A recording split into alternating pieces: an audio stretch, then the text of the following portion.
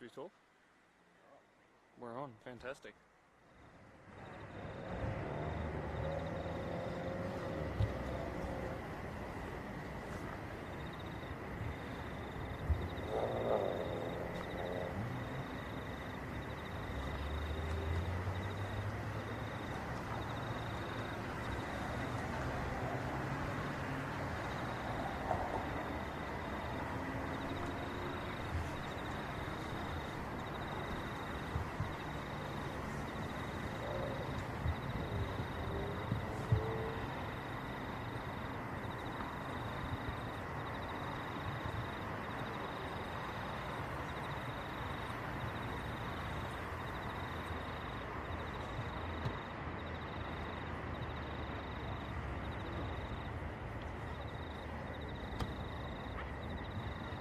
You're not seeing us here, are you? You can't see us here? No, you're right. Not yet, sorry.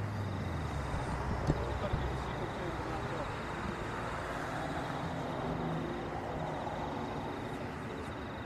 after. Anzac weekend commemorates the Australian and New Zealanders who served, who fought, who aided comrades who were injured, those who passed and those who returned home from war. Bravest men and women who knew not what they were heading into. Although the 25th is the day to remember, the weekend itself could be seen as the celebration of how lucky we are here today to be living healthy and happy lives. To those watching along who put your country ahead of your safety, and to those who know of and are perhaps related to our finest, thank you for your and their contribution. As you can see, our two sides lining up today. They're about to be let out for a minute's silence, as well as the last post being led out by Sergeant James Newen of the 203rd Army Cadet Unit, 22 Battalion, Australian Army Cadets from Parramatta.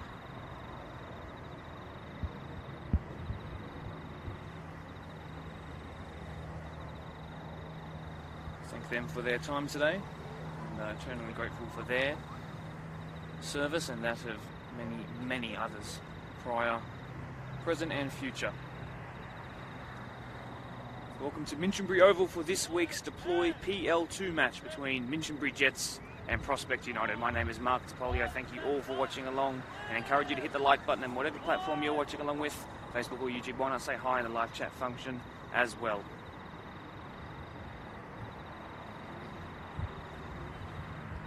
I'd like to encourage you to watch along as our two teams make their way to the centre. I will now go on silence until the end of the memorial.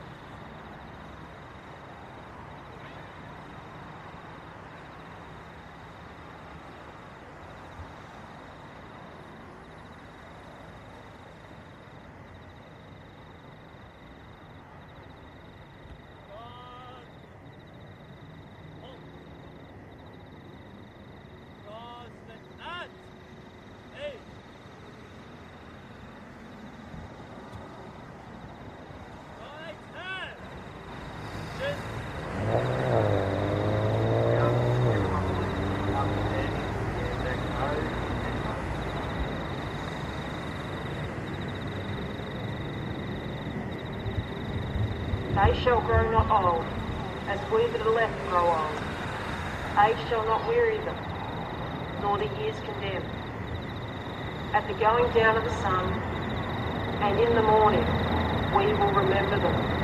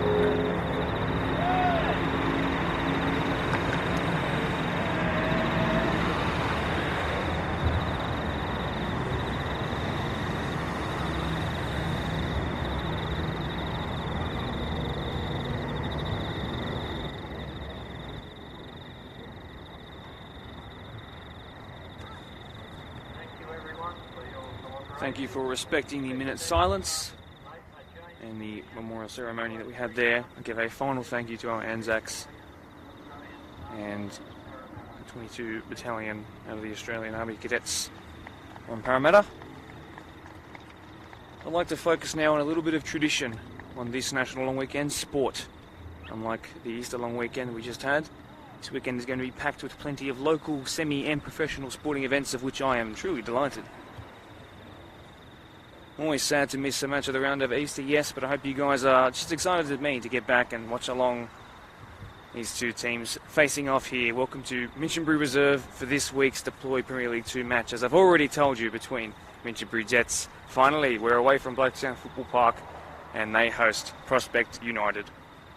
I've missed the rickety-tickety feeling of being atop the scissor lift, and I'm glad to be back here feeling that danger alongside my exceptionally gifted cameraman Brendan Reid, and down below us, technical specialist Gary Reeder.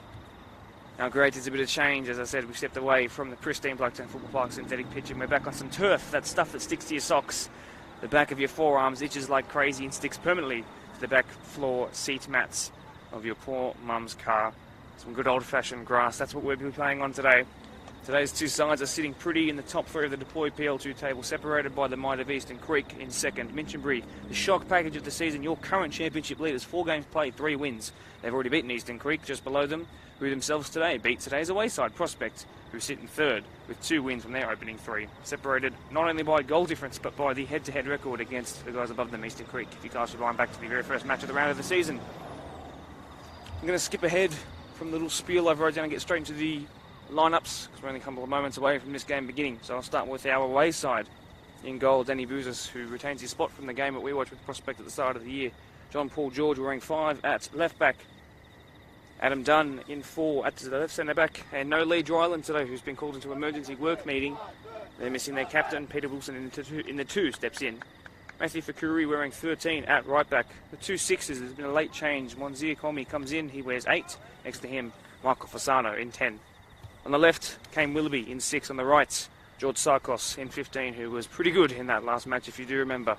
George Marcoux had a mixed game, but did get on the score sheet, don't forget. Could have had 2, though. 29-year-old wearing the number 9. Will be hoping to bag 1 today for sure. And Michael Cody, who was a last-minute exclusion in that last game, who wears 11 today, is starting up top, as you can see next to the referee, next to George Marcoux. For the home side, Ahmed Shalai in goal number 1, the 44-year-old ultra-uber-experienced goalkeeper, whose son is also a goalkeeper, who's on the bench. From left to right, Jackson Weedle in the 9 jersey, Hyla Lancaster in 16, Simran Singh, who featured on the podcast preview this week, in the 3 jersey, Michael Pender at right back, Nikola Rusitovic and Matthew Speha wearing 13 and 45, the former the captain, the latter the vice-captain.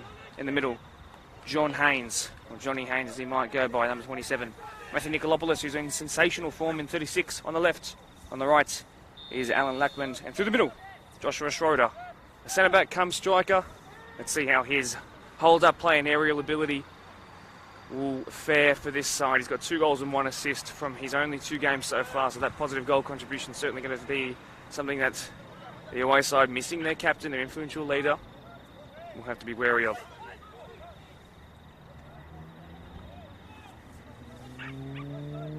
Possession, Minchinbury back on home turf, and they will be again next week. Michael Cody's first touch in that 11 jersey. Prospect, of course, in these wonderfully beautiful resemblance of, actually George Marcoux has a chance here, but really well claimed in the end by Ahmed Shalai, and that might have actually hurt him a little bit. Hopefully his first involvement doesn't lead to his last. He's getting up a little gingerly. In fact, he's getting up very gingerly. I think he'll be too tough to continue, that's for sure.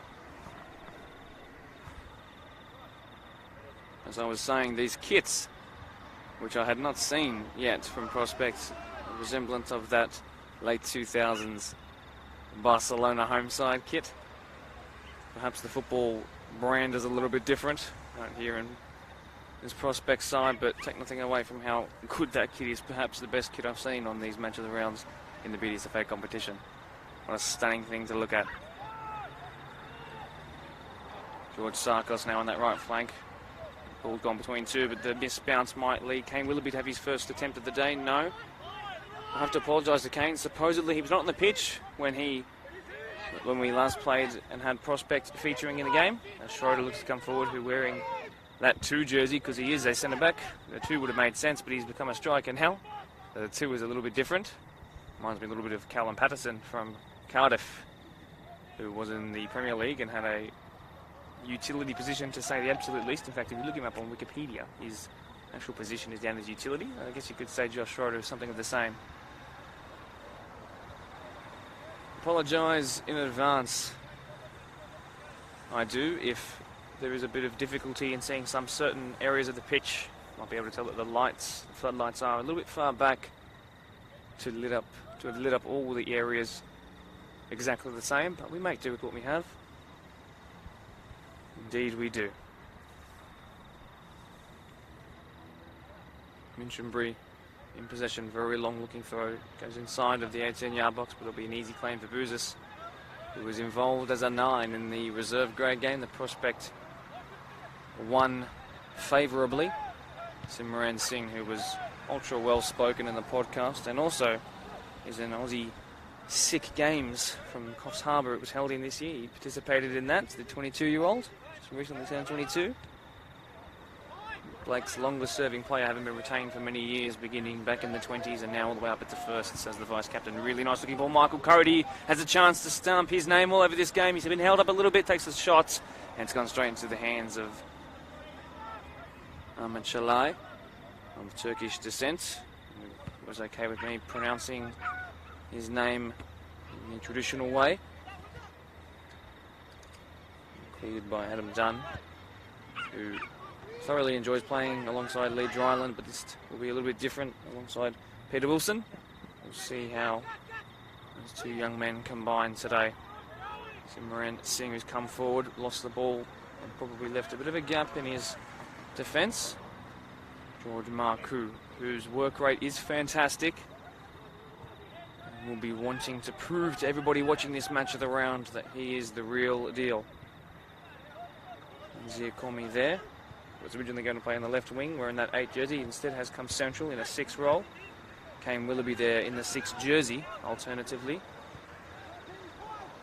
Nick Fossano there in the middle. And that 10, impossible to miss. Just a gorgeous number with a gorgeous kit, that's for sure. It's gone out wide to Matthew Fakuri. Zarkos with his back to a couple of defenders, but does well to get it out of his feet. That's a really good looking ball. George Marcoux is no slouch when it comes to pace, into the box, and took it first time without taking a touch. And even though it did slow down to probably a favourable speed to take it first time, he has rifled it over the bar. But the early chances certainly coming the way of the away side. Need to get themselves into the game a little bit more, does the midfield of Minchinbury. Like I said, they have played the most games so far, yes, but 3 wins from those 4 games, giving them 9 points, an average of 2.25 points per game, I should say. 9 goals scored so far, 5 against. Prospect, on the other hand, 10 goals scored in 1 less game, but 6 again, which is 1 more in less game. Top 3 all have the same goal difference, funnily enough, as does Quakers Hill Tigers in 4th, who are looking to have a really good start to the season. Of course, the only team that have beaten Minchinbury. Minchinbury have beaten Eastern Creek, as I said, which is no result to just whisk over. That's a result to look at and ask how and why. And perhaps we'll see an example of that tonight. We did miss out on a match of the round because of the rain between St Pat's and this side. St Pat's ended up losing that one at a Blacktown Football Park rematch on a Wednesday night, 3-0. The goal scorers playing here, one on the bench, and Franklin Corby, who really sealed it to make it 3-0 very late on that game. I was announcing for that at Blacktown Football Park.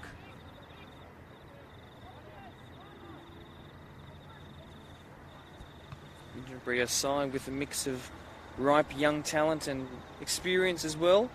Almost an entirely new squad, even though some players, actually a fair amount of them, are formers who have come back, versus Prospect, a good amount of age and experience on their side. A lot of these guys are long-time mates who've spent years playing together from different teams and now into this team. You can see their vibrant chemistry on and off the field and in the reserve grade all the way down to the 20s. It's just a bit of a family going on here. Home side led by one of this new generation of coaches, that in Blake Morris, in control of the 20s, the reserve grade, first grade, in control of everything it seems to do with this club. I spoke to Stephen Bradbury, the president of this great club, and he said he didn't want him to burn out. And his effort is undeniably a huge addition to this side, and they respect him greatly.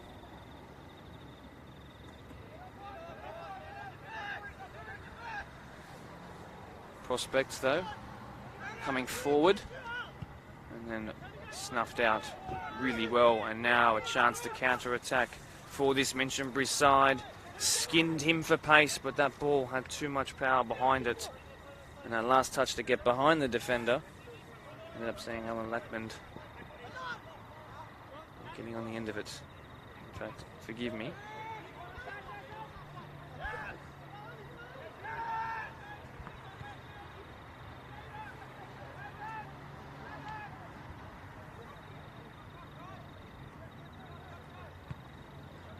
Minchinbury throw. Not quite sure exactly who that was coming forward before the keeper claimed that ball. I will confirm as time goes on. It's very difficult to see things from afar. Should be Alan Lackman in that sort of right wing position, but I will confirm.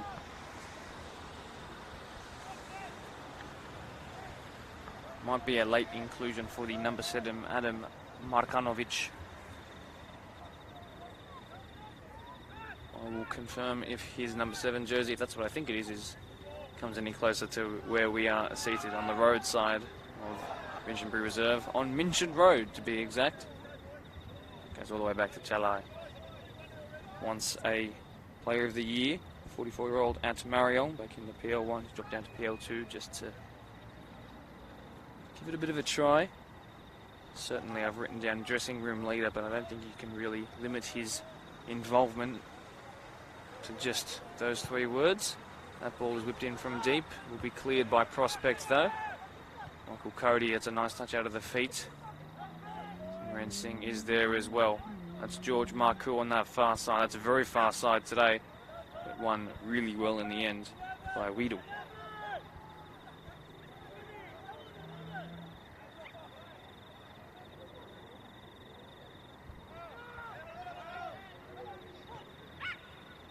Clipped forward, intercepted by the left knee of Singh.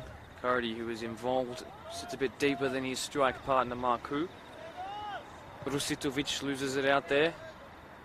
Marcoux looks to feed his strike partner, but not this time, but he fortuitously wins it back, turns one way then the other. A long shot attempted with his left foot, which isn't a weak one. And it goes well wide in the end.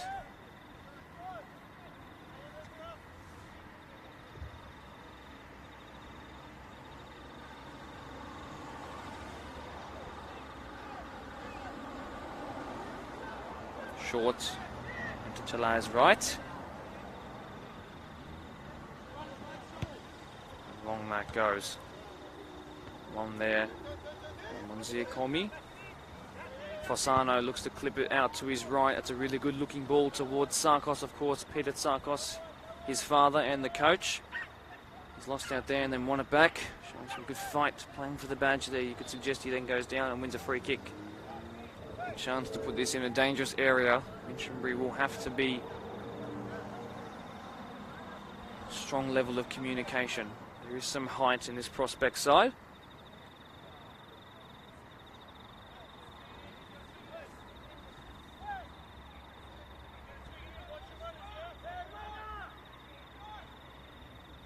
In it comes, looks towards the middle. Away by Singh. Second ball away by the towering Schroeder. And now, I believe this to be Markanovic, a late inclusion in the squad. And now he's using his pace down the flank. Adam retains it. It's the second time of asking, huge battle here. And it looks like it will be Prospect who clear.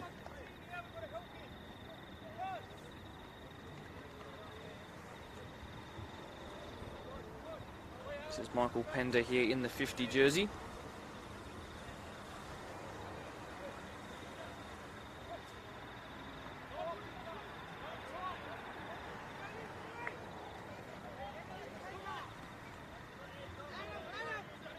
In by Pender. Really nice looking long throw. Schroeder Back to Schroeder now, tries to get out of his feet, can't quite do that, looking for his third in 3.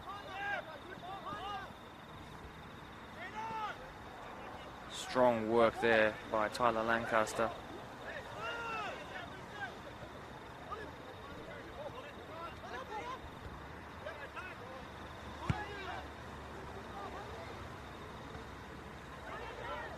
Ooh, and now it's fallen to Minchinbury on the edge of the box.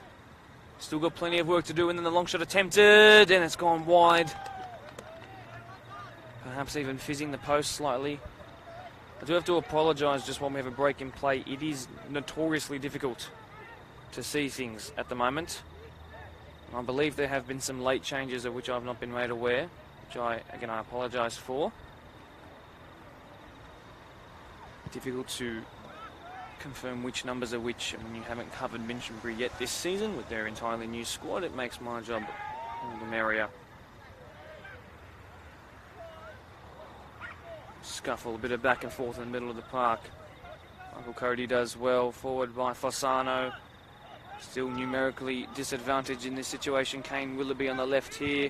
Not blocked, into the box and then away eventually. And it will be a corner here, the first one on this near left side.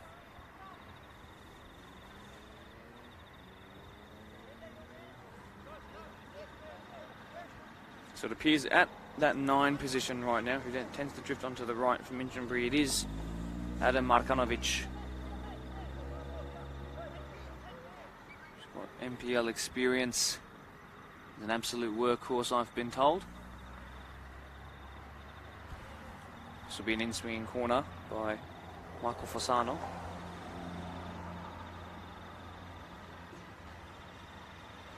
One hand raised, perhaps near post. Instead it looks towards the very deep back post. First time volley attempted, it would have been a sensational goal, and I would have called it the goal of the week before Tuesday. Not to be this time though. Not one for trying, however.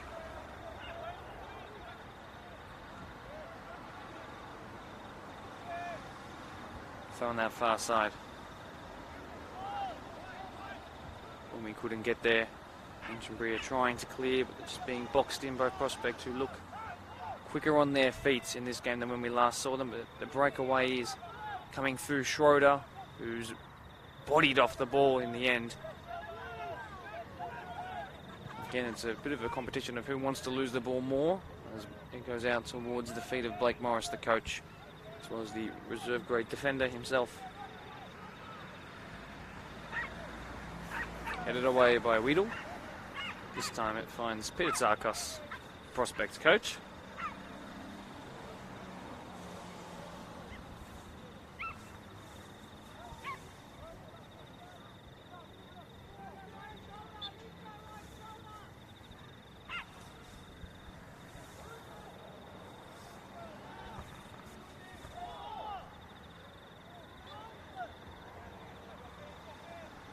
Free kick.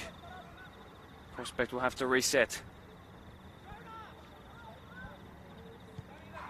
And long that goes. Only as far as Boozer Singol, who was quick off his line to claim.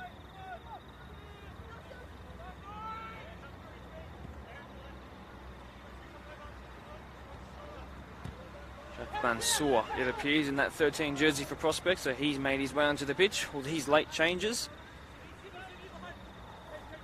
Slightly annoying, but it is what it is. Away by Singh, who is first to every ball, the 22-year-old. Looked to almost set up in a 5.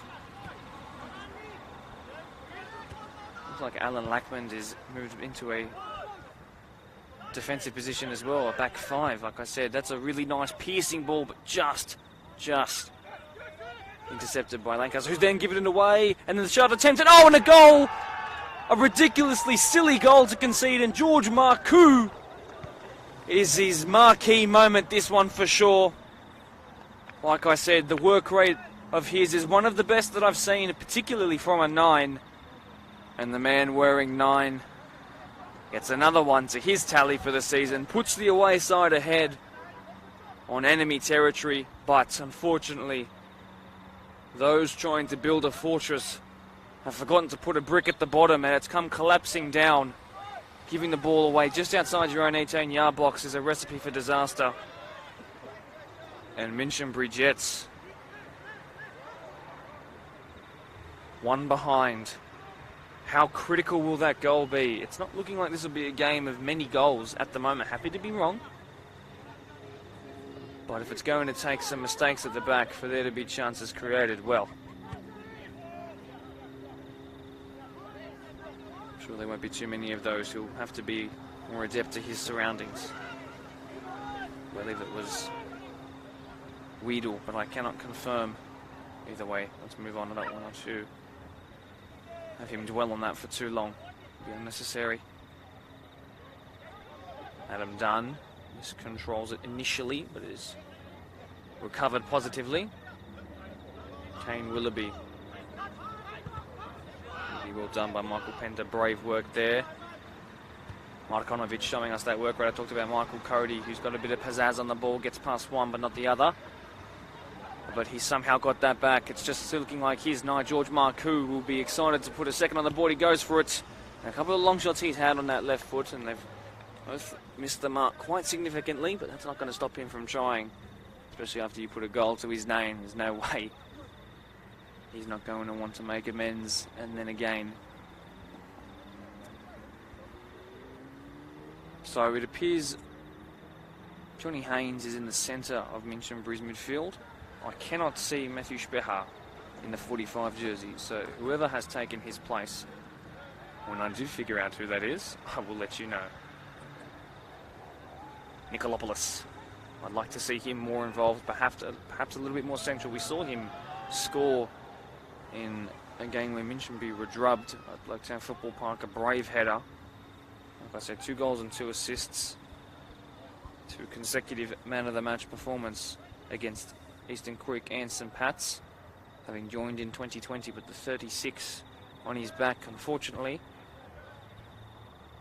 Nikolopoulos hasn't quite got into this game just yet. In time for that to change though for the young man. Unfortunately, Weedle has just waddled off the pitch with the ball.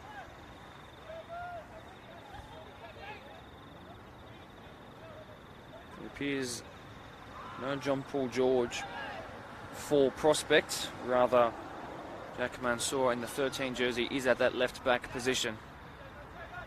Schroeder.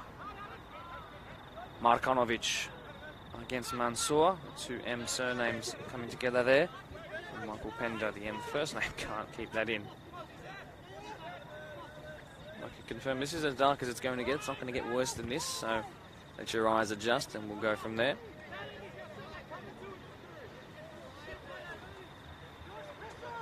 Jack Mansour. Michael Cody. Kane Willoughby. Attempted a pass to go infield there, but not quite working out the way he wanted to. Markonovic. For Matthew Nikolopoulos, whose hair's gotten certainly a lot longer than when we last saw. Michael Cody there. Marcoux ahead of him. Goes out wide to Willoughby. There's a triangle play here, and it's proving hard for Minchinbury to find their feet on this side of the pitch. Cody, great burst of pace. And then Alan Lackman, who was originally meant to be a right wing, has won that back and away by Weedle, who's wearing that 9 at left back and might have been involved in the goal in a wrong way.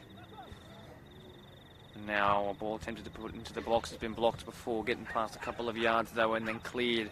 And Minchinbury, a bit of desperate defending, but with all hands on deck, it's not really shaping up to be their best performance of the season so far.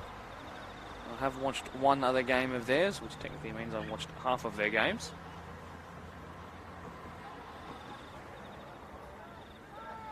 Time gone by. Prospect again on that far side, the wings proving the game plan.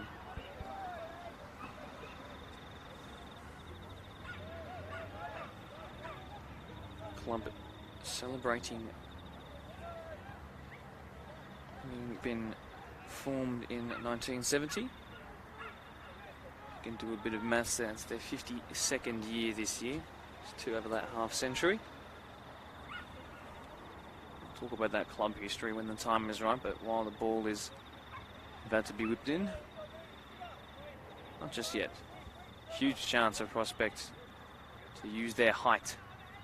And even though they're without their captain today, there's still a lot of superiority in the air here. That's not the greatest ball, though. It's gone flat and low, but this shot might be taken. It's not. And Nikolopoulos with a chance to put his team on the front foot. That's a really nice looking ball. It's Adam Markanovic. He's got lots of pace. Schroeder is coming on his inside. It's still Markanovic. Now into the box. He's done really well. Adam Markanovic. Markanovic! And the goalkeeper makes a sharp save down to his right and keeps his side one to the good. But a significant opportunity for Markanovic to not only put his name onto the score sheet, put his side back into an equal position, but possibly one of the goals of the season would be. He did so much on his own. His run began just on the halfway line, and now from one corner for Prospect to an outswinging one for the home side, Minchinbury. What can they do from this? It looks to be Nikolopoulos. 2 hands raised this time. And it comes, looks flat to the front post. It's cleared, but unconvincingly. Pressure is still on. Johnny Haynes is there to put pressure on. It's cleared. Michael Cody, who's been exquisite so far on the ball. Peter Wilson, Adam Dunn combining there. Mick Fasano looking to push his team forward. Can't quite get the ball to sit just in front of him. Instead, it's been slowed down. Bounce there with, well, I believe to be Matthew Fakuri. Michael Cody. And then it's cleared by Simran Singh, who looks to have pushed into a bit of a 6th position temporarily. Back he trudges.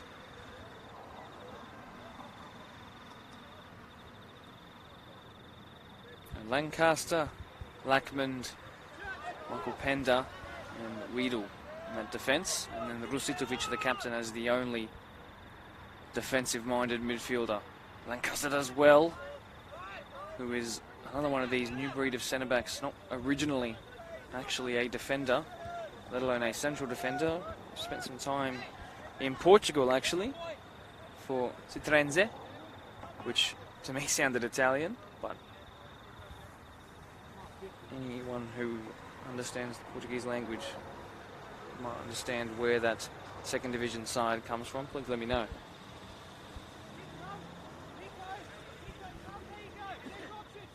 It's Michael Pender there. Short throw, flicked on by Schroeder. He's won every aerial battle so far, so if the ball comes into his noggin, I can imagine he'll be scoring. It's taken off the feet of Nikolopoulos there and cleared by Bouzis. I'm sure he won't mind me saying that it was reminiscent of one of the shots he had in the reserve grade. Scuffed out wide.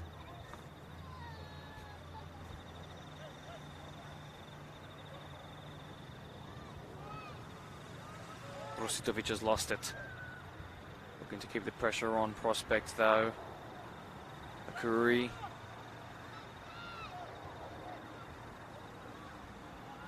Couldn't find a Prospect player, and all the way back to Machalai. Wide that goes to Pender. Joins last season, although he's finding it difficult to get past Kane Willoughby and is forced to put it into touch. And it's missed the spectators that have taken the pram, of which there is a baby sitting in there to stop that ball. We've got a goalkeeper in the future coming along just below us.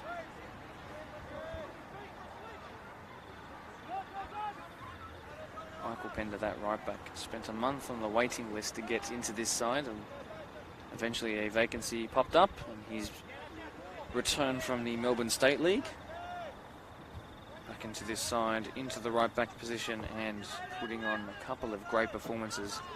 If Blake Morris is, that's the coach by the way, in case you forgot, if his word is anything to go by. Cleared by Simran Singh. Bit of a ricochet there. Peter Wilson up against Schroeder. The 2 on number 2. That's the number 2 in that Barcelona-esque kit who's come out on top.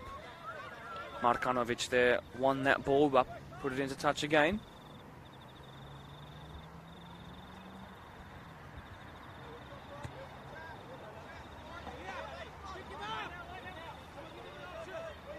Mansour. Cody.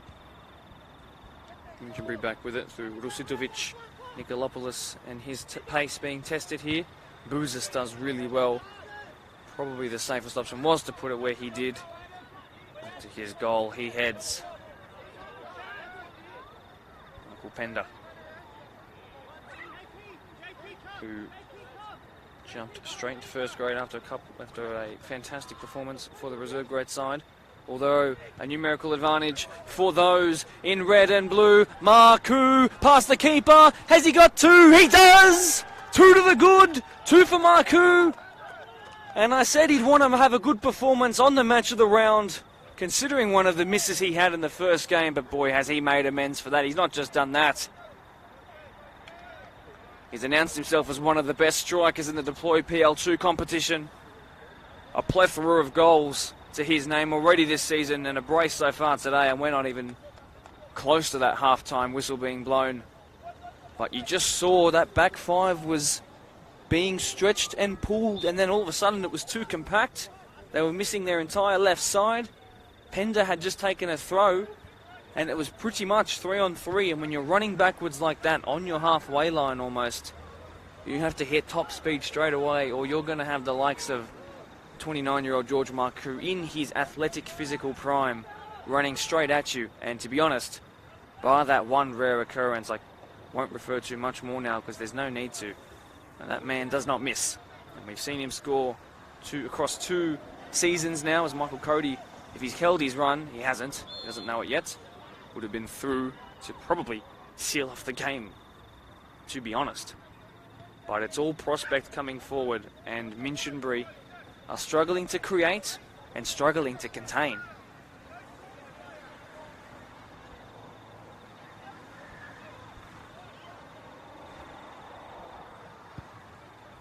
And by Lackman, really nice looking ball, looking for Schroeder, although didn't quite rotate himself to get around to it. Minchinbury fighting for it on that far side. Onzir Komi comes away with it, looking for Komi up against Lackman. And he's done well using his physical presence there. Markanovic has been found, the man who's taken his position on the pitch. Well done by Rusitovic to find Nikolopoulos. Dancing past one, couldn't get past the other two. Does go down convincingly enough to win a free kick. Now, we saw midweek, I shouldn't really talk about this game on the association page, but we saw in midweek what coming back from 2 goals down and just getting 1 before half-time can do. It boosts confidence. Let's see if something similar can happen here, but there's no better time for a goal than right now. Just as the prospect are settling into a 2-goal lead, probably preparing a half-time team talk where they're going to set up defensively and shut up shop, to be honest. Right now is the time to disrupt all of that. It's Lackman staring down the wall, through the wall, into the eyes of Danny Bouzas, who is centralised in that goal. It's Lackman. That's a really, really difficult take, and he's done it perfectly, has Danny Bouzas. When it bounces just before your hands, right at your feet, you have to be in tune with your hand-eye coordination, and that he was. Full respect to the prospect goalkeeper. Shouldn't have to question his technique at all. He's a 29-year-old man who's won a penalty shootout with a broken wrist. The most banterous man in the team, as Lee Dryland told me. One of the many of Greek heritage in this side. So far, they are on top. And no thanks to that save there, which could have gone anywhere.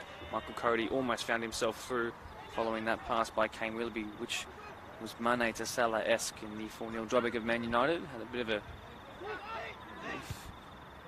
about that goal. Peter Wilson intercepts. Adam done forward. Really well done by Mick Fasano.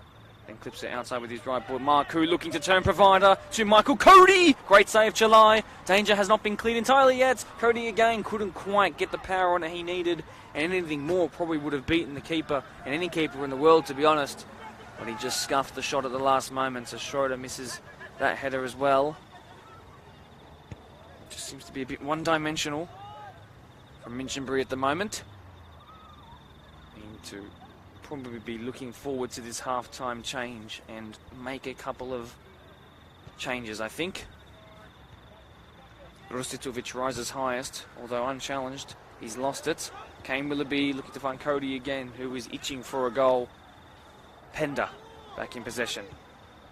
Rustitovic, the captain, wearing that 13 jersey, who's 27 years old. His second year at the club, also the second year as captain. He was telling me about he went from 163 kilos and lost, I believe, just under half of that. Fantastic show of dedication there. You can see why that steely determination renders him a perfect option for the captain of this Minchinbury Jets side. What's Pender doing here? Pender's complaining for an option, but almost let Kane Willoughby take the ball off him and run straight towards goal. Not quite the moment to protest your team not playing to their best. Almost led to a chance to make it 3.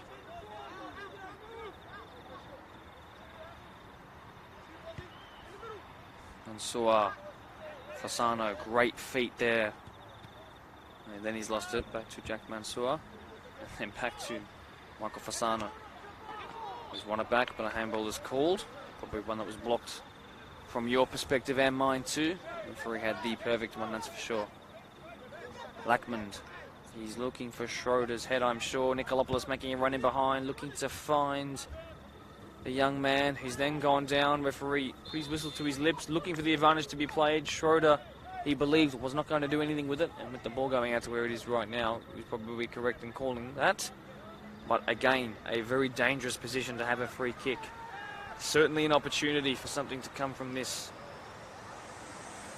And I think for their own sake, probably more than the scoreboard, the game is not lost. But I think mentally perhaps they just haven't started right, Minchinbury. And for a side who have beaten big boys already, it's not been their best showing. They need to do something about this right now. Matthew Nikolopoulos stands over it.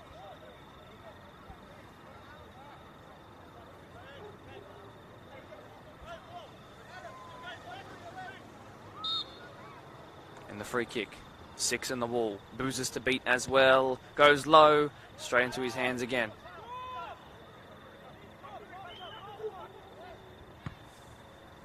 Long ball. Flat, though, as well. It's let Michael Cody come one-on-one with some defenders. Michael Cody, slide tackle. Did he win enough of the ball? Referee says yes.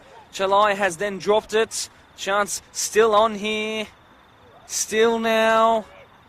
Just can't get it out of his feet, can Cormy. Although Prospect still with the ball to feet. Long shot attempted, well over. Take a breath, everybody.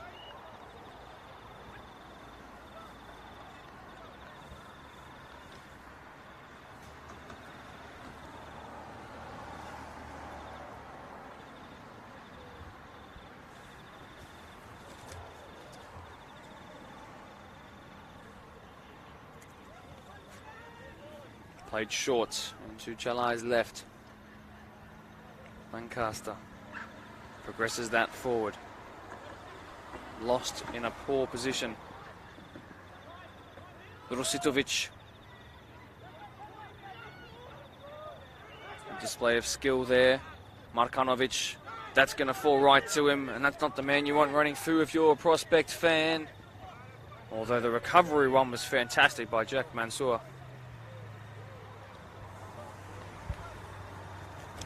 Minchinbury Jets established in 1986, which is, if you need some help remembering when that was, it's the same year Master of Puppets by Metallica was released, Control by Janet Jackson. So much history lies on the turf of this club. And they need to muster all of that belief and tradition built up now to find the mentality to get themselves back into this game. Lancaster being closed down by Marcoux. Look at the work rate by George Marcoux. Lancaster's done very well though. Kane Willoughby there. His tackle has been evaded, as has that of Michael Cody. If you need any more help remembering when 1986 was, by the way, Kiss by Prince, if you remember that song. Actually has no bass line, by the way. Go back and listen to it. As well as Manic Monday by the Bangles, but was actually written by Prince.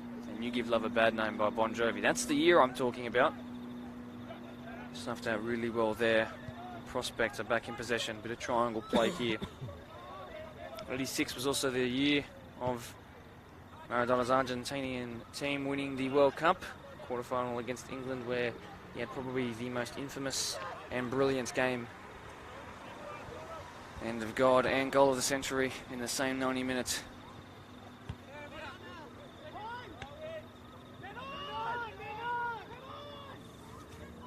Johnny Haynes now in the centre of the park. Nikola Ustovic snuffed out really well there though by John Paul George. 1986, yes, we had a World Cup, but a UCL winner you might not have heard of before. Sal Bucharest. Romanian club you might have recognised from that second word I said. Reference to Bucharest, city in Romania. I'm going to leave Romania alone for a second as they come forward again, Prospect, and this would be a dreadnought of a goal. Oh, Marcoux has skipped brilliantly past the keeper, and that might just do it, you know. A hat-trick for the ever-brilliant George Marcoux, who's put Prospects 3 to the good, and the last game they played was a 7-1 dropping of Blacktown Premier Spurs. And you know what? I wouldn't say at this rate that kind of result is that far off. A whole second half to come, and George Marcoux is absolutely able to play a full 90 minutes at the pace he already is. And with 3 to his name, he'll be looking for a poker, and then beyond that, I wouldn't say it's unlikely. Minchinbury just cannot find their feet today. Luckily, they have this match of the round to look back on and make their own assessments of their performance. Maybe where did we go wrong? Any late changes that haven't worked out? Perhaps a bit too negative in going with the extremely defensive formation. Who knows? Blake Morris has a huge team talk if he wants any hope of getting his Jets back into this. Currently, the Jets are sitting in a warehouse and the doors are padlocked shut. They need to turn on the engines, fire up, warm up, and get the hell out of here because they are not anywhere near their best at the moment.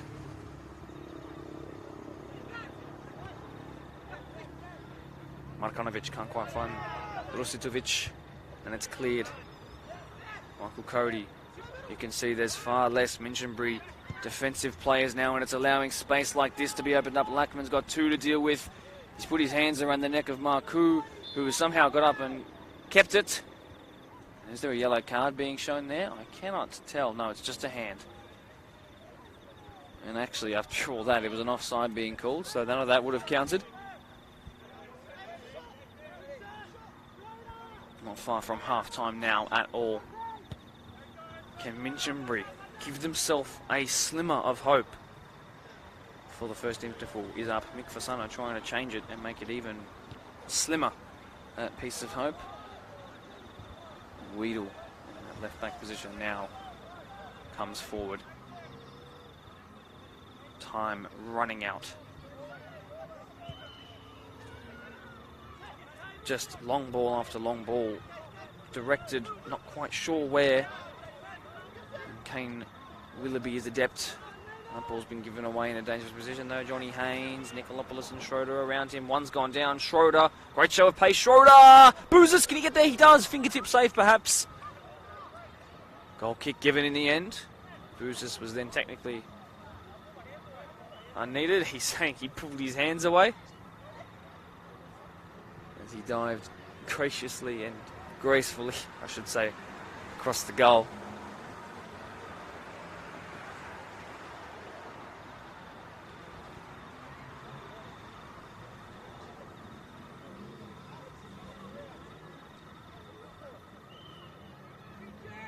Whistles being blown all around the park, but it's not ours. Boozers long and clear of the halfway line, looking towards Michael Cody. No, it's not actually. It's Monzir Comey, who's now into the box. Marcoux is there as well. Comey, brilliant by Comey. Oh, he's just blasted over the bar. And if Minchinbury could take about 10% of the venom out of their boots, they'd have about 7 goals to their name already. And probably 7 unanswered goals as well. They've just found so much space in behind and down the wings today. And Minchinbury are being caught out.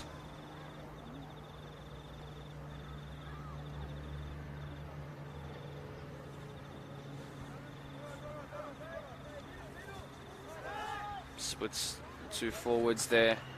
Lackman goes long, looking for Schroeder, who's now gone out to the left. Great show of physicality, but even better by, I believe that to be done there. Bouzis clipped wide. That's going to test the touch of Jack Mansour, and he's unfortunately not up to the task that time, going with the outside of his right foot, which suggests to me that he's not a natural left back, which is okay because he's been perfectly competent in the clean sheet that they've kept so far. Michael Pender perhaps not looking to get a goal before half-time, just letting his team settle and not concede another. Perhaps that's his idea of how to get through here. Markanovic on that right, he finds. He's struggling to get past that man, that late inclusion in the 13 jersey. Not a natural left back, but boy is he performing well. Kane Willoughby, inside and then out and then back in. In the end it's found Markanovic, he's going to struggle to keep that in, that he does. Under no pressure to play this quickly. There's Jack Mansour.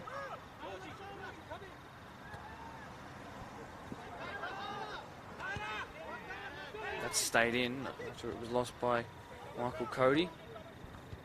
Peter Wilson, square to his centre-half partner, who have been admirable in the face of adversity and losing their captain and centre-half. Bit of 1-2 play here could be absolutely delightful to watch, aesthetically pleasing as you like. God, that's good football. And forward they come, Prospect again. On the right flank, central it comes. Comey there, Cody there as well, back inside. Ooh, hashed, horribly hashed. And that would have been one of the goals of the season for sure. We've had so many opportunities like that where I've said that, but I mean it every time. And then unfortunately it was just put onto the wrong part of his boot. And in doing that trajectory, the trajectory went wayward, that's for sure.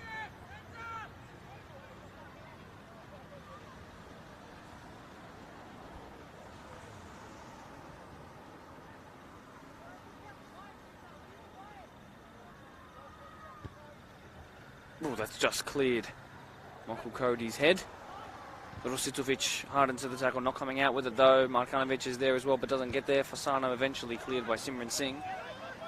Markanovic again up against Kane Willoughby. Two men of similar stature there. Rositovic, that's a nice touch there. And his second year back in football after about a 6-year stint out. Play continuing on, approaching that half-time whistle for sure. Referee looking at his watch once or twice there in the break. Michael Pender. Johnny Haynes can't quite get there. He's struggled to make any sort of impact so far in this game.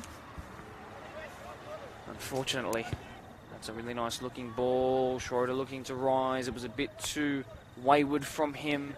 And Prospect are able to clear. Danger.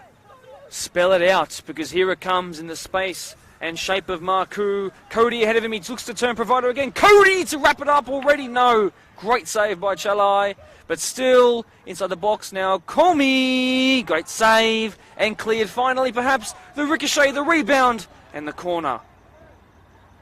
Everyone putting their hands on their knees. That took a whole bundle of effort from everybody in that position. Heart and mouth moment for everybody. Probably you'd expect if there was an XA statistic for Marku and an XG statistic that we could measure, he'd be on about 7 or 8 by now. Probably had 2 assists robbed of him from finishing not quite up to par just yet. He's been an absolute star. Hasn't quite dropped in as much to sort of link play as much as Michael Cody perhaps, but obviously that's not his role. What his role is a pacey poacher, and that is exactly what he's doing. Prospect, outswinging corner. Here it comes towards the front post. Clear by Johnny Haynes. Always missed it completely. Calls for a handball. Significant calls for a handball. Half-time instead is the call. My word. Perhaps that was unexpected, but Minchinbury themselves have been the package to be unexpected all year. And as they go down 3-0 at home, yes, showing good work rate to jog off, but there is a lot to talk about at half-time. And Blake Morris has a serious job on his hands. And saying that, Peter Tsakos has masterminded a fantastic lead going into the 45-minute interval. Well, I should say the 15-minute interval after 45 minutes. We'll come back in about 10 to 12 after a short break. Don't go anywhere though. Got a feeling the second half is going to be one full of goals. Who will score them all though, I can't tell you. But I can promise it will be a fun one. Until then.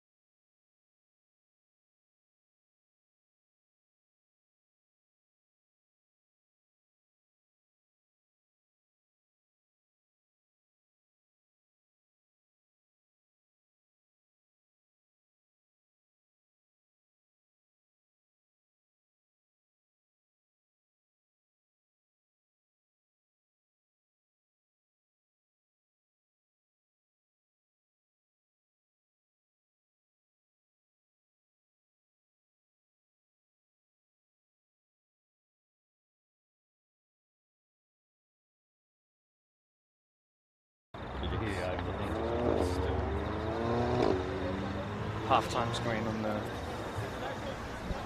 thing below us. Fantastic, which means they can hear me, which means we should get started here in the second half of our Deploy PL2 match of the round between the home side Minchinbury Jets, who are losing by 3 at the moment, 3-0 in favour of Prospect.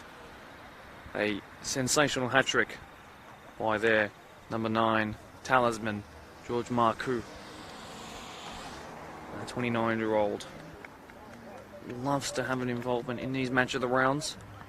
This season, last season, just a couple of moments away. Let's see how tactically both sides change. And Minchinbury going to come out flying as we kick off via Matthew Nikolopoulos' left foot. That's Lackman's there, so that defence seems pretty similar so far. A couple of comments in relation to what I said about the 1986 World Cup. Yes, a couple of fantastic responses there. It was great to hear all of you involved. Schroeder there up against Adam Dunn, and the latter has done rather well. Ignore the pun.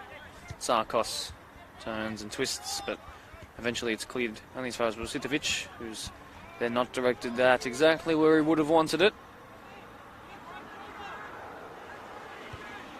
Now Sarkos again. Hasn't got bundles of pace and energy, but his technique is one of the best there.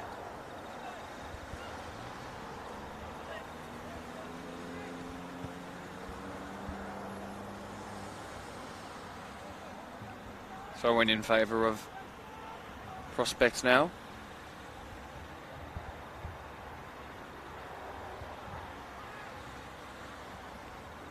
Can't say that I've seen any changes just yet. Long throw there.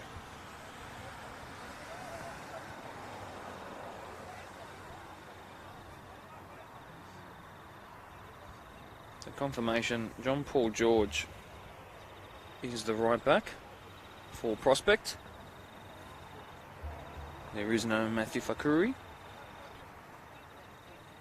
And then at left back, of course, Jack Mansour. Sarkos ahead of George.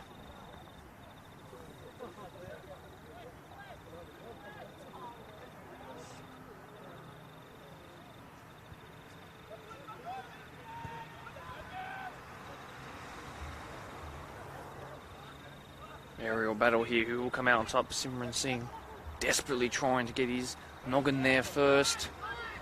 And now put forward. Schroeder, test of his pace. Looks to have come away with it. Lots of work to do though. And it's going to be a throw in against him.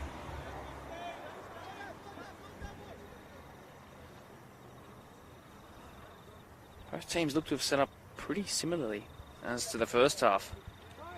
I'd suggest that Minchinbury have probably had the brighter of the two starts. Markanovic there. Nikolopoulos there as well. Sarkos receives that from Fossano. Snuffed out by Lancaster. Into the back was Fossano on Nikolopoulos, who looks to have dropped a little deeper a couple of times already this half. Long that goes by Minchinbury. Haynes rising. Will fall to Rositovic from distance. And unfortunately that was always going over. Danny Bouzas in net, in no rush whatsoever to take this. Unlike Ahmet Chalai just about 20 minutes ago down that same end, who was busting a lung for every ball. Bouzas in no rush. And why would he be? His side are 3 to the good, a clean sheet so far. No injuries, nothing.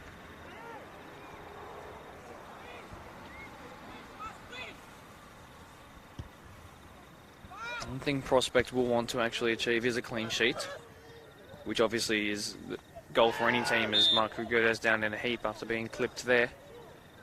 Shake of the hands and the 2 9-wearing players walk it off.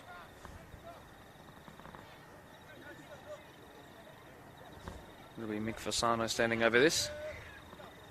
Yeah, Prospect have sort of struggled in the last 2 years that I've at least been watching them to, even when they win games convincingly, they always seem to concede one. Let's see if they can stamp out that trend today. In it comes by Fasano, flat, great technique, flicked on, and the follow-up shot, and then again, Haynes has to clear, he does.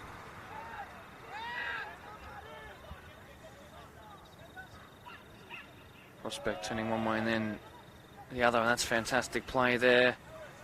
That's Comey on the far side, cleared eventually. Minchinbury with the chance to counter-attack perhaps, but Prospect have done so well, so physical in that midfield. Drusitovic goes down, advantage will be played. Johnny Haynes, who's been described by Blake Morris as one of the best footballers he's had the pleasure of playing alongside and watching. And done. On his best moment there. Forward comes Tyler Lancaster. Just to get the ball back to the former winger, now centre back. Schroeder.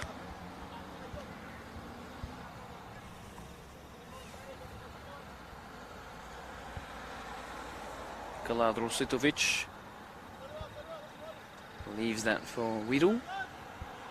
Looking for Schroeder, who should win it every time in the air, but he's been bullied off that one by John Paul George. Looking to jostle for that one again if it comes there. Weedle again. Haynes, whose middle name is also Paul, by the way. Not to be confused with the right back. Did they go out? Did that go out before he handled the ball? Yes. Well, that just give them a bit of a momentum swing. Just switch off Prospect defensively, perhaps, for just a split second. In it comes Weedle. Nikolopoulos is there. Haynes is there. Schroeder is there. And then Singh didn't get to the ball. Drusitovic there still. Weedle onto his weaker side.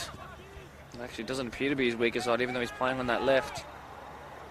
Lackman wide now to Pender. Outside of the foot pass, looking for Markanovic. Inwards it goes. Singh can't get there. Kane Willoughby will though. Marku, how's your touch, son? Looking for a poker. Doesn't know the offside flag has been raised though. And calm down, we all should. He'll get his chance.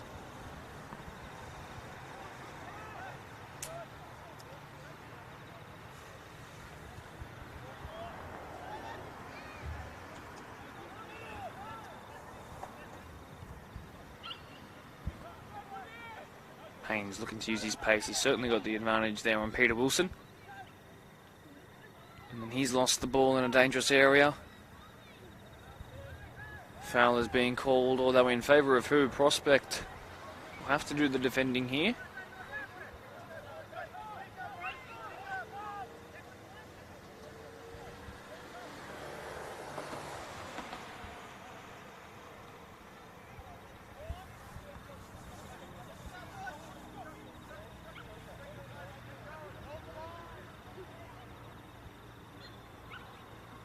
And it comes now. That's a good looking ball and then cleared by Comey. Vucidovic thought about the spectacular. Didn't get there. Marku looking to stamp his authority. And it just went away from him at the last moment. Jalai being tested. Probably not one of the new age of sweeper keepers comfortable with the ball at their feet.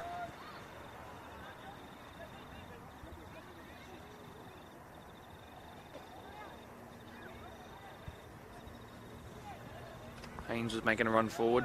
It got to him though. Vucidovic tries to find him this time. But he hasn't got the speed and the acceleration to get there first. He doesn't. Under the fence that goes to slow things down just a little bit.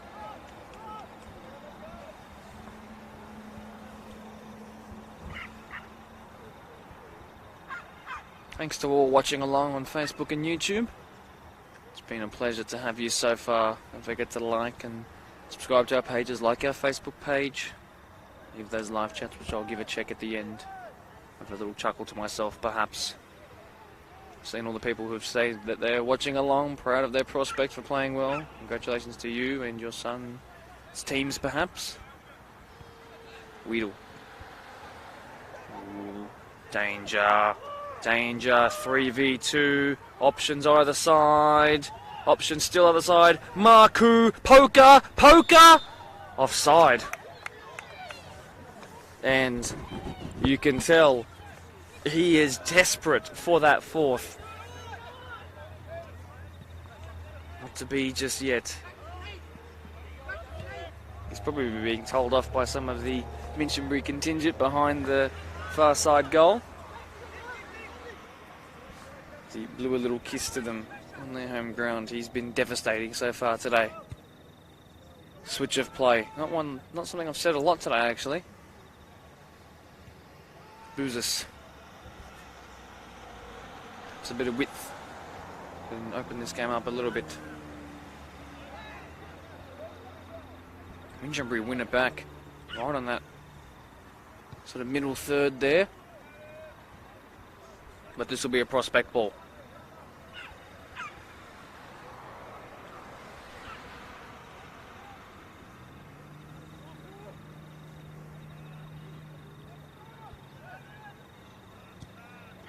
Again, but this time in favour of those in green. Haynes, who's been a lot more involved already in this second half. Let's see what he can do if an opportunity falls to one of his feet. Pender, very long throw. Cleared initially. There is still danger to rid of though. Here is an example of that. Singh, who is so composed in everything he does. Comey has done fantastic there. Tsarkos has been a little less involved in this game than when we first saw him in the match of the round, week 1. Oh, that's fantastic feat there.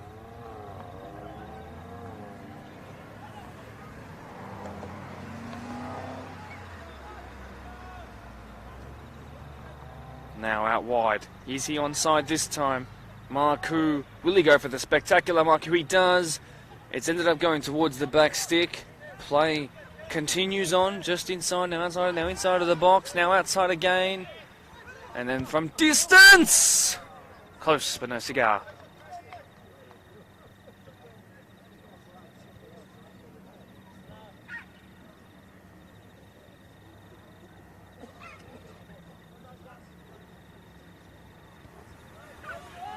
Played short and quickly. Lancaster goes long, up the line, cleared.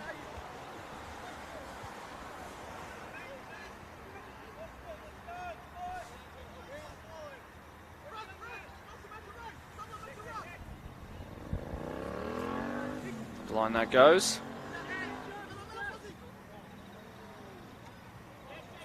Comey loses it out. Jordan Haynes tries the outside of the boot pass. Wall claimed by the brave Bouzis.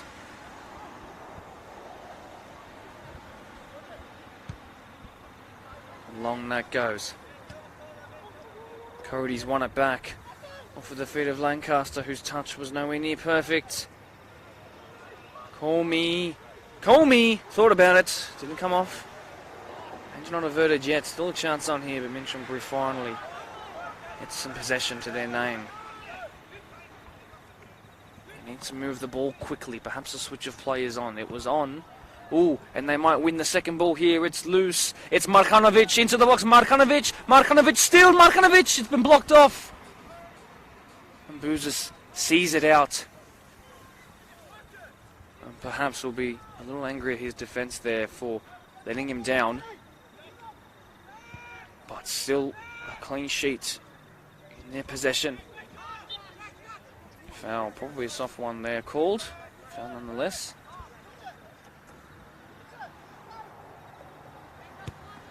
Long by Mick Fossano, but unfortunately too much behind it.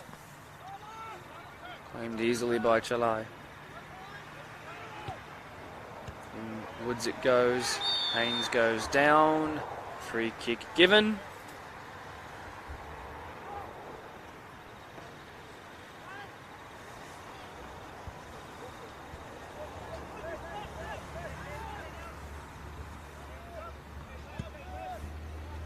Probably not the greatest connection that Simran Singh has ever gotten a ball. Prospects back in possession just after conceding the free kick. Michael Cody, numbers are in their side.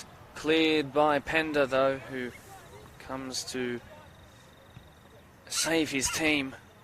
Markonovic, who will be even hungrier for a goal now after that close chance just a couple of minutes ago. Bouzas happy to slow things down. He almost runs straight into Markonovic. And after all that, Minchinbury will get possession back.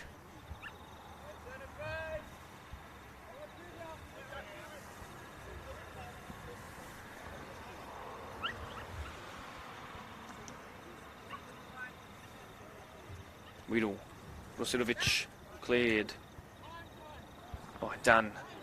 Back in favour. Oh, and that's very similar to the way we saw the first goal come against Minchinbury. And then, George Marcoux was asking for a free kick. Is he going to get one? I'm not sure what's happening here. George Marcoux is asking why on earth wasn't play stopped for me being held back, running through looking for my fourth. Wasn't to be this time. Referee was having none of it.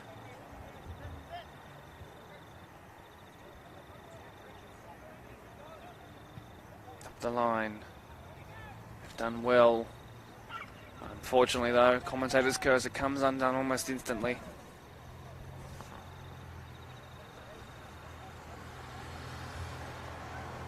Long throw, infield. That's actually perfect. He's totally unmarked, is Mick Fasano. That's a really nice looking clipped over the top through ball. Options are plenty in the box. However, the offside flag comes to the aid of those in green and to the dismay of those in red and blue. I mentioned Steaua Bucharest as the Champions League winners of, well, actually, UEFA Cup, I should say, winners of 86. Actually have a very similar badge to that of Prospect, I should mention. First substitution of the game, I do believe. I will confirm to you who they are when I am able to identify the numbers. Got a sneaking suspicion we're looking at Mohamed Ramazani in the middle for Minchinbury in those yellow boots. And they've got two players down with 4 at the beginning of their numbers.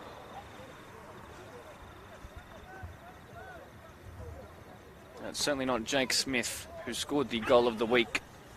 If you have seen it on BDSFA TV, our Facebook and YouTube pages. Well, let's go with Mo Ramazani. Here he is for the first time on the ball. Got an assist versus St. Pat's, you might have noticed. First time he's played for this club at the start of the season.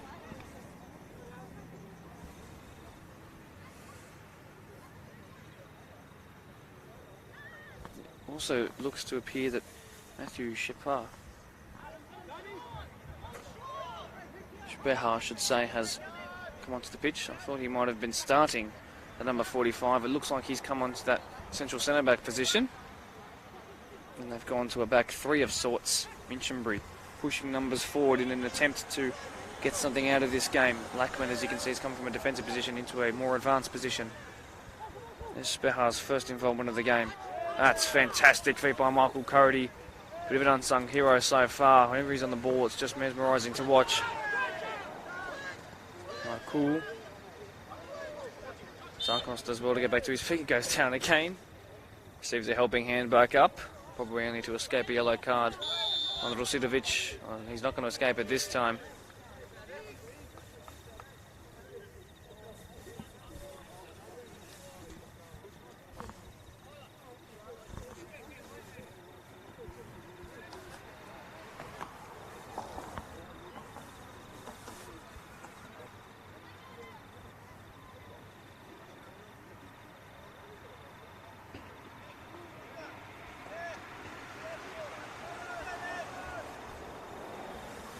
Marco Fossano. Can they snag a fourth? Probably be a bit too shallow to force a header towards goal and then also beat Chalai. Wide that goes. Kane Willoughby there to whip it in. That's not his greatest cross of all time. Goal kick. Prospect in the lead convincingly, winning the game, performing in a convincing manner as well. They were established in 1970, the aim of providing football to those in the Prospect area, as that's cleared in desperation by Speha. And if you need any reminding of what year 1970 was and what happened then, the album Paranoid by Black Sabbath, Let It Be by the Beatles, and Bridge Over Troubled Waters by Simon and Garfunkel were released that year.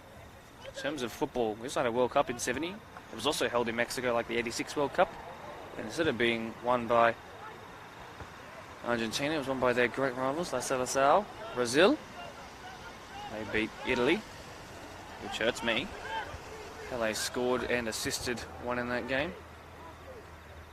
And retired a year later, leaving a fantastic national team legacy, if not the greatest of all time. And now into the box. And an absolute sitter has been missed. And he lays haphazardly and helplessly in the goal. Parku probably should have had another goal to his name there.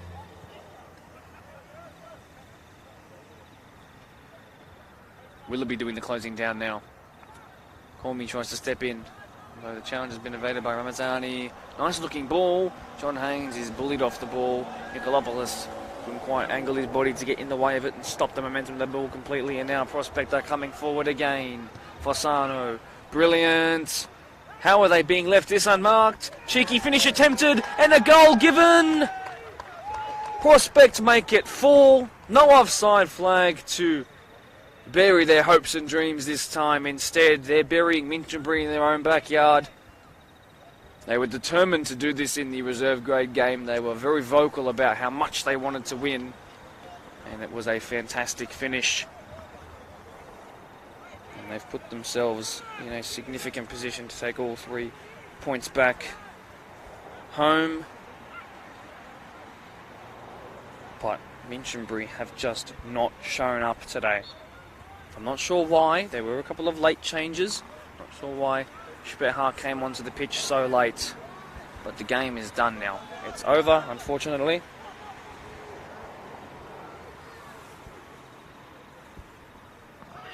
Prospect again moved into the box, but it wasn't to be this time.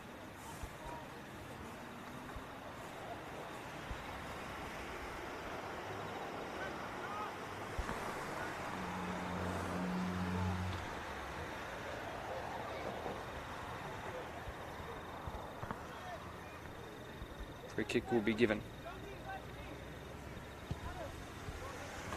Long night goes. Haynes is there. Wide it comes. Minchinbury coming forward on their own now.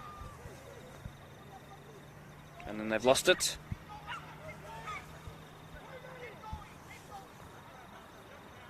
Bit of back and forth. Minchinbury again. And now forward they come. Ramazani using that fresh off the bench pace to really do some danger, but no, that's not the greatest ball. And while he does have fresh legs, perhaps not quite fine attuned to the speed of the game. That pass is not the greatest though there either.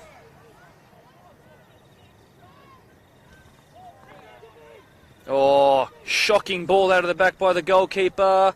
Marku, no offside flag, saved brilliantly again. Cody! And then off the line by Simran Singh. And eventually cleared by Lancaster. And somehow, I'm telling you, that XG, if we had that stat to somehow measure here, would be about 15-3 in favour of those in red and blue. And on another day, they might have rued these chances, but today, they've been the far better of the two sides in pretty much every aspect. In fact, I will say every aspect of the game, every significant aspect, that is. They've gone wide better, they've come central better, they've gone in behind better, they've defended better, they've had better goalkeeping performances. And there is a lot of work to do here. The play will be stopped. Simran Singh has gone down and has stayed down. He looks to be in some real trouble here.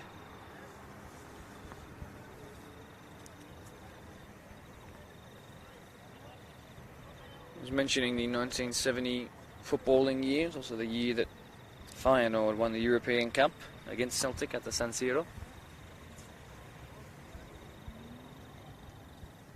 Of course, Prospect have their own NPL level club, which means they have one of the widest variety of involvements in local football and semi-professional football that you can offer.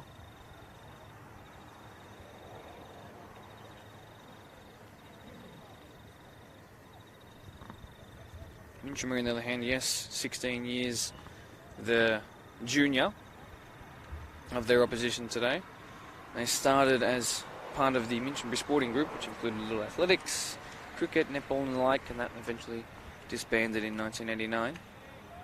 At one point as well, not sure who broke the record since then, but they had a certain Alan Jones, who became the BDSFA's oldest ever goal scorer. Popped one in the back of the net at the ripe old age of 67. If I can even walk by that point, I'll be counting my blessings. So congratulations to him if he's watching along in that very rare chance that he is.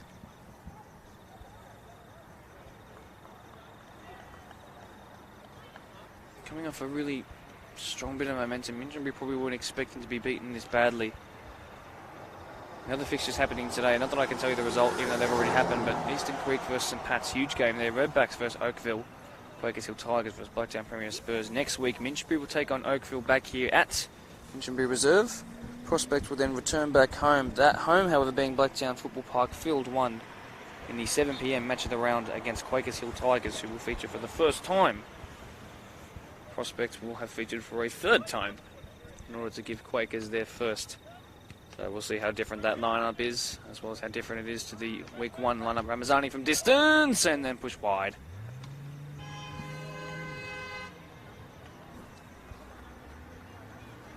Currently the table looks like Minchinbury Jets in first, but however, after this result, with the way of goal difference, Prospect will actually jump on top. That is if Eastern Creek did not absolutely pump St Pat's. Let's see if Glenwood have found their first win of the season. No points to put on their tally just yet. Nice turn there by Willoughby on that far side. Infield he goes. Cody evades the first challenge. Doesn't evade the second challenge, mainly because he was fouled. And away he walks so nonchalantly after such an incredible little show of agility there. So just to reiterate, next week's match of the round, 7 p.m, Saturday night. Back at Blacktown Football Park's wonderful synthetic pitch. Fossano goes wide. Jean-Paul George now into the box. He goes, not the ball. The ball now follows him into the box. Brilliant show of feet there. And then Comey, and then the follow-up shot, and then it's wide and high. No chance goes begging.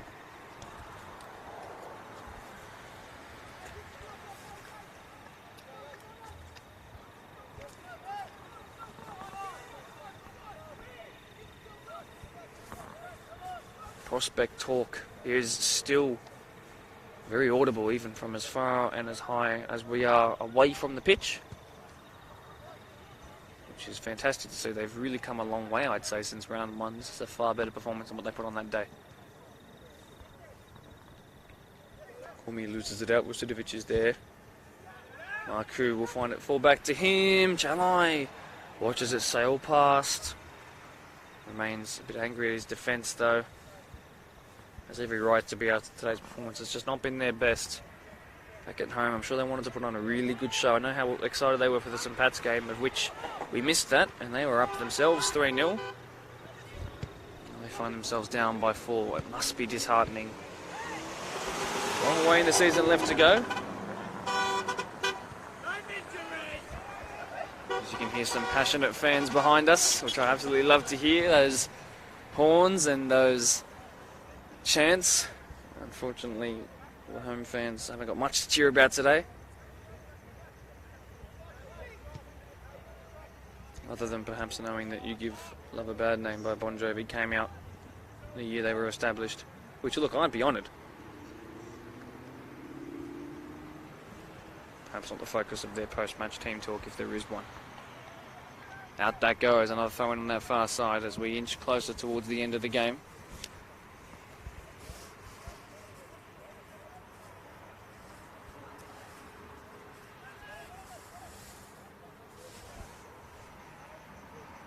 '74th minute, about to appear on your screen. Minchinbury have a chance, but it's once again tackled A ferocious one, but fair, of course. Minchinbury are about to make a plethora of changes. Probably going to give youth a chance. This game is long gone from them, unfortunately. Although they are gearing up to take this corner with plenty of numbers committed forward. And it comes way too shallow and short, but a couple of missed clearances could have given the opportunity if that one then wasn't oofed up the line. Shpeha, and then cleared even more convincingly that time by Fossano.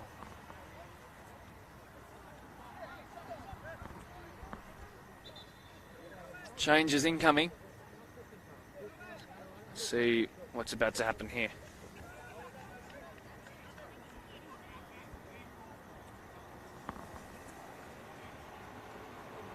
Markanovic off. Lackman off.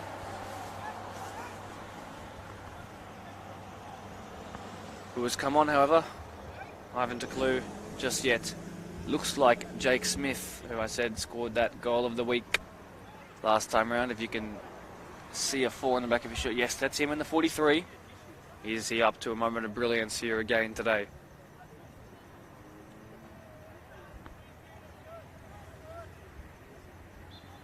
You're looking for either a 23 or a 55, as per the other substitutes.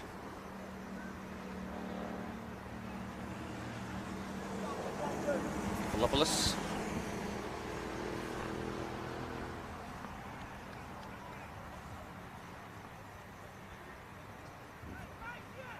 Minchinbury just looks so defeated out there.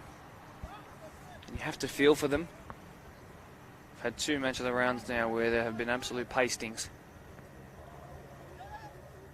Ooh, dangerous challenge for the ball, but everyone's come out safely, free of injury, which is fantastic to see. And play has actually continued. Perhaps it looked a whole lot worse from my angle. A couple of big tackles going in out there. Huge tackle in there. Marku a bit too riled up. Simran Singh struggling again. No sign of him going off though. Jake Smith is there. Ooh, a chance here straight away for Franklin Colby, who scored a fantastic goal against St Pat's to wind up the game and make it 3-0 around the 83rd odd minute. Another one of the players who's just come onto the field, I should say. Now, Ramazani in those yellow boots up against tired legs.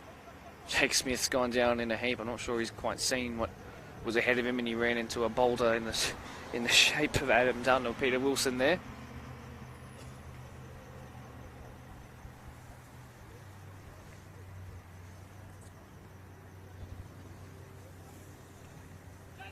Amara Corne in the 23, I believe, has come onto the pitch as well. It might be him competing for it there.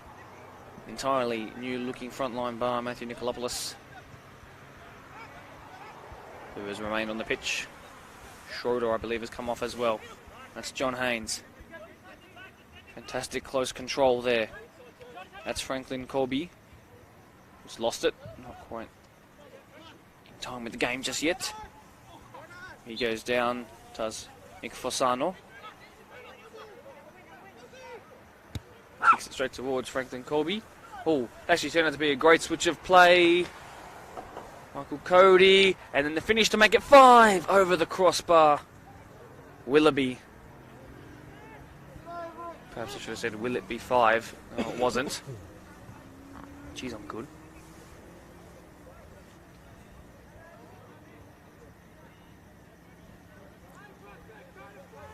Approaching the 80th minute now. That's a difficult ball to keep in. He's done well though. Shpeha. Showing that work rate, putting the pressure on him, and he's lost it. A good looking ball by the captain, trying to find Cornet on that far side. Look at this here by Ani, who's also come onto the pitch for Prospect. First and last name according to Dribble, that's our registration and competition management system, is Ani. Ani is what we will go with. In the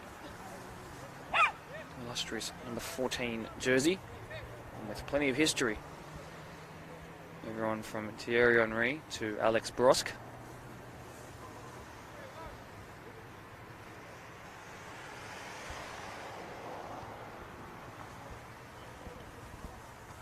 Ani. And Paul George doesn't keep it in that time. He's had a good game though. And he rushes back to his right defensive position. Corby's done well to keep that in. Speha, Marku brilliant on the turn, looking to pierce in a ball. Singh was trying to score an own goal there. Minchinbury come away with it. Mohammad Ramazani can't get past the Prospect defensive line though. Perhaps a ricochet will aid their efforts. Ramazani again. Forgive me, I've just made a sudden movement there and moved the camera abruptly. Where the plane is not crashing, we are okay. Prospect player's gone down injured here, that's Comey there. Cody might win that ball back off Singh, he doesn't, who is playing through the pain at this point, trying to push his team forward. And now play has been stopped to the disappointment of this Minchinbury side. Perhaps another substitute being lined up here. Prospect. We have Adam Helmy to bring on, John Sarkos. Troy Barton. Off comes Comey, who just went down in a bit of a heap as per that injury. I will let you know as soon as I know who's come onto the pitch.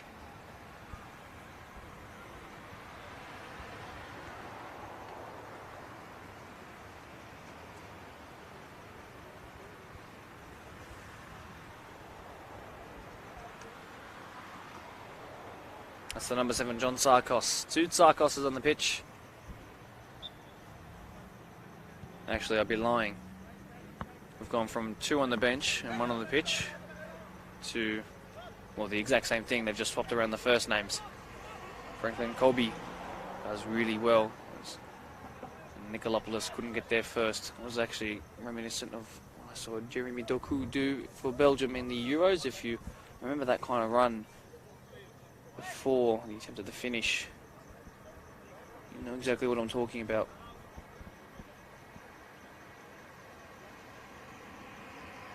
Long throw in with little effort put behind it. Michael Cody, who somehow almost evaded that challenge even though he miscontrolled the ball, and he couldn't get there. Colby miscontrolled it as well. Nicolopoulos still in possession here, tries to meg Jean-Paul George. He doesn't. Rositovic will take the throw in for those in green.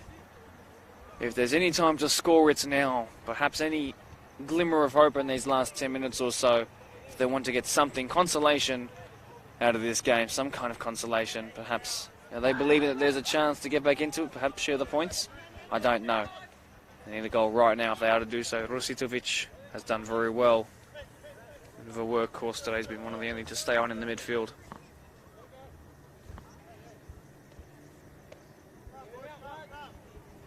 Calls for calm. We approach right on 19 minutes to 8 o'clock now. Manchester United versus Arsenal. I should say the other way around because it's at the Emirates coming up at 9:30, which I'll be watching. Happily join you. George Marku, brilliant ball. Ani on that near side into the box. How has he been left out unmarked? Couldn't get any power behind it. He sort of struggled to finish all of his chances. I know he's got 3, but I'd say he's been a little wasteful. Certainly could have had a couple more to his name, but I'm sure he won't mind too much when he looks back in a couple of years and thinks, yes, I got a hat-trick on the match of the round. Bouzis with enough confidence to do a couple of juggles before claiming that ball. Prospect just shoving off. And why not, they deserve it. It's been a fantastic performance. Speha wins that out of the air. Ramazani, Jean-Paul George, though, reminds him exactly who he is. He's been pretty resolute in that right-back position. He was meant to be left-back according to my team sheet, which I got 35 minutes before the game started. So certainly a late change. I heard hold no bars against Peter Tsarkos for the late change. He's allowed to do whatever he wants. Gave us a bit of confusion at the start, but hey, I think we've done pretty well since then. Cody. Willoughby with a lot of work to do there. Lancaster does well enough though. Turns and spins and forward he comes, just past the halfway line. John Haynes. Ahead of him was the run by Horner, but I couldn't get there. Big tackle in there, he's won the ball perfectly cleanly though. Out wide to Ani. Bundles of space and energy up against tired legs. Ani dances towards the near post, could have gone down, doesn't square. Goal again! A fifth one, tucked in at the back stick. I believe that's Michael Cody there, who's run forward. Not too many boisterous celebrations at this point. The game has been long done since about 30th minute, to be honest. What a nice finish. And Prospect, if I can do my maths right, 7 plus 5, they've got 13 goals in their last less than 180 minutes. That's just fantastic. And they're going to be one team that everyone has to watch out for now.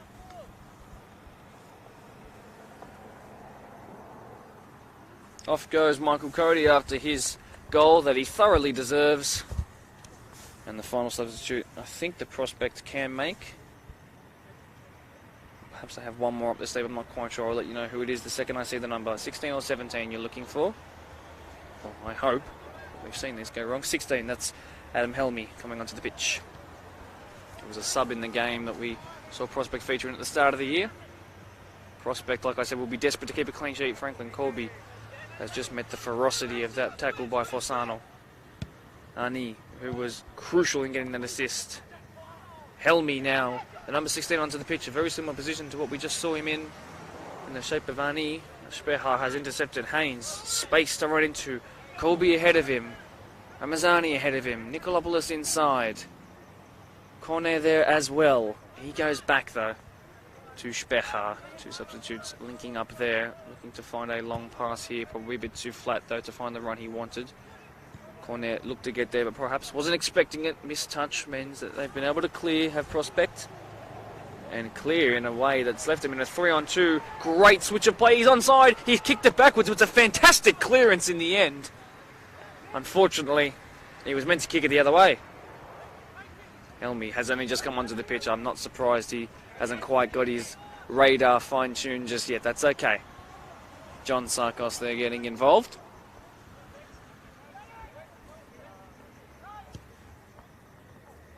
As he touched Kane Willoughby. Intercepted there by the clearly injured Simran Singh. And he lets his head drop for a second as he trudges back to position. 5-0. I think Eastern Creek might be wondering, how on earth did we not do this to the Minchinbury side that have gone on to lose 5-0 to a side that we beat 4-1. It's a crazy game. And as I said in the Blacktown Football Hour podcast, which was released 24 hours late this week, anybody can beat anybody.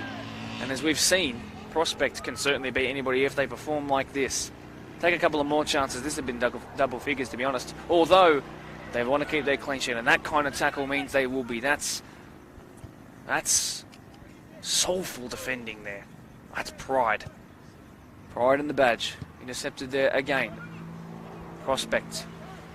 Clipped out wide. Ani. Touch past Lancaster. Specha to beat now as well. He goes the same way. Ani. Good tackle in there. Hands all over him. A penalty has been given. It's about to become 6. Should they score from 12 yards. And Minchinbury, the game is not only over, but it's become a bit embarrassing now, unfortunately. Simran Singh, as calm as he usually is, has just lost his head a little bit, and then Specha did something of the same, and it's so weird seeing Simran Singh lose his cool a little bit, and Specha just hasn't really been, perhaps centre back is not his natural position. George Marcoux. It appears to be, no it's not, it's John Sarkos standing over it.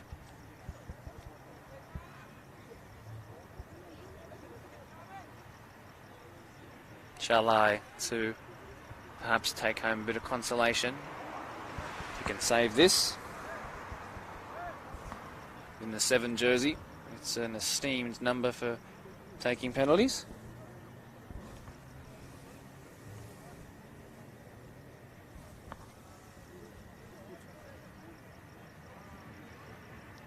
We've seen George score, Ken John, and make his father Peter an even happier man. Sarkos scores. Bottom left-hand corner, 6 to the good. Prospects, if it wasn't convincing enough already, have not just beaten their opposition by some margin, but they've put a statement out to the league. 7 goals in their previous game, 6 goals today with even a couple of minutes left to go. It's 2 goals in about 3 minutes there. There's about 3 minutes left to go.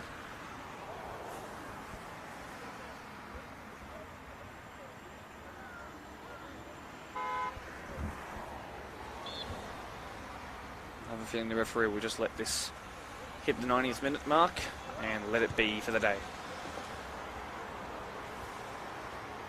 Marku.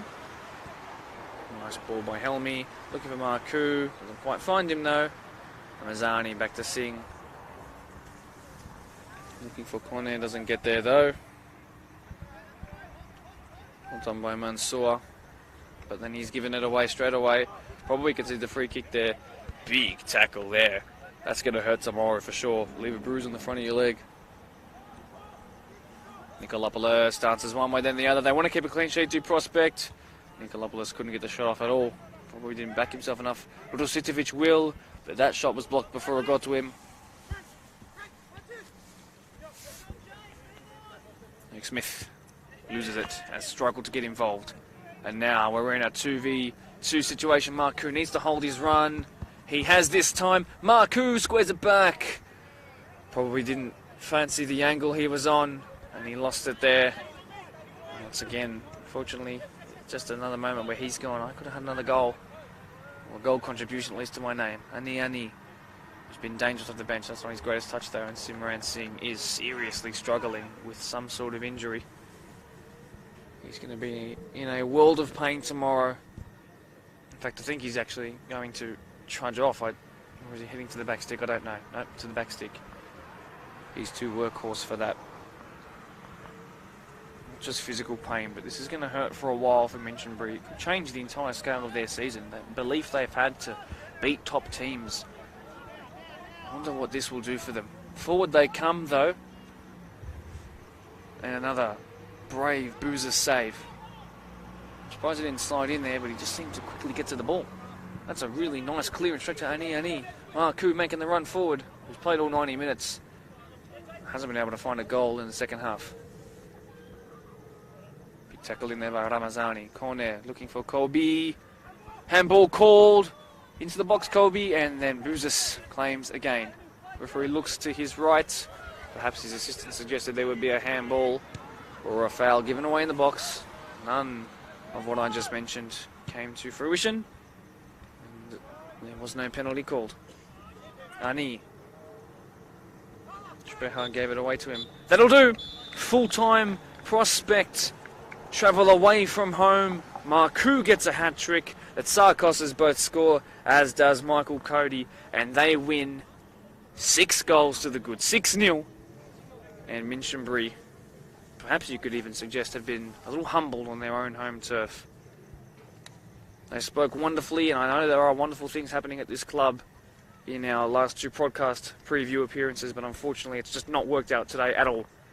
And Blake Morris, who's a lovely guy, will not mind me saying that because it's true, and I know his team will recoup and go again next week. I'll remind you, next week, as I flick my page back, they're up against Oakville back here, who sit dead in the middle of the table.